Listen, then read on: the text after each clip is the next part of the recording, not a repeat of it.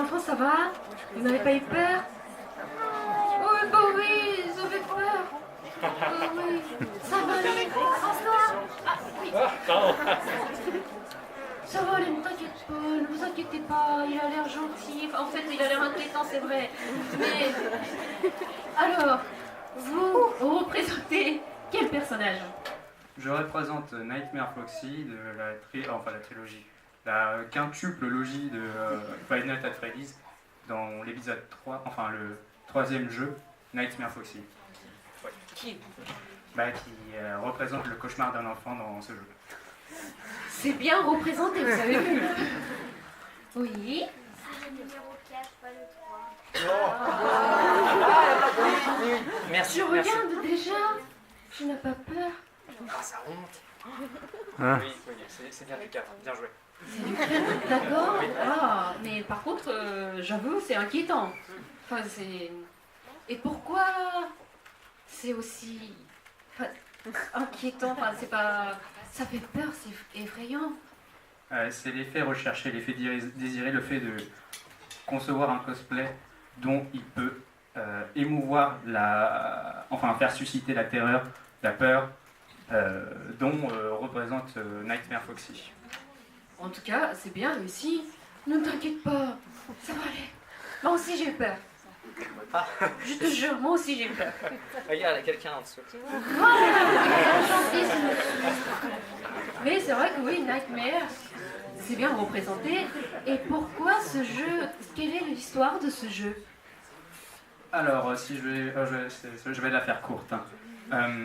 C'est l'histoire d'un enfant qui s'est fait mordre dans une pizzeria où tous les soirs un agent de nuit surveille les animatroniques qui constituent Freddy, Bonnie, Chica et Foxy.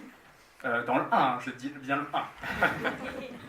Et donc, ces animatroniques se cherchent à tuer le gardien de nuit. C'est pour ça qu'ils sont aussi inquiétants. Alors, vous n'êtes pas le seul animal qui a l'air méchant, effrayant?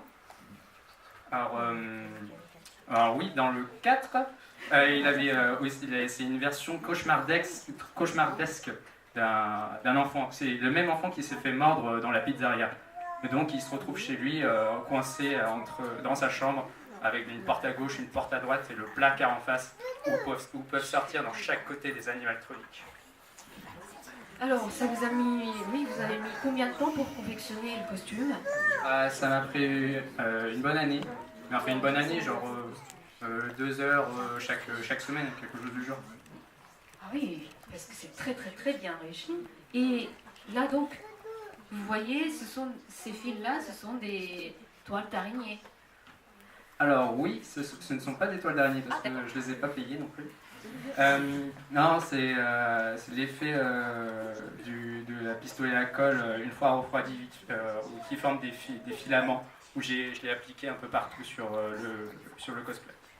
Ça c'est bon à savoir pour l'année prochaine, ça vous donne des idées.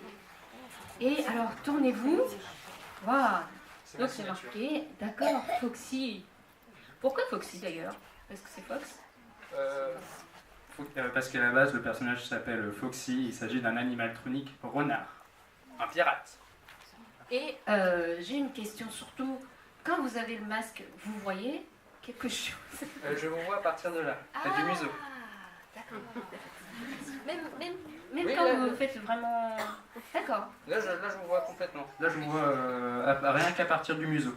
C'est tout ce qui est la partie des yeux, c'est ce qui est occupé par la place des LED et pour les pipes.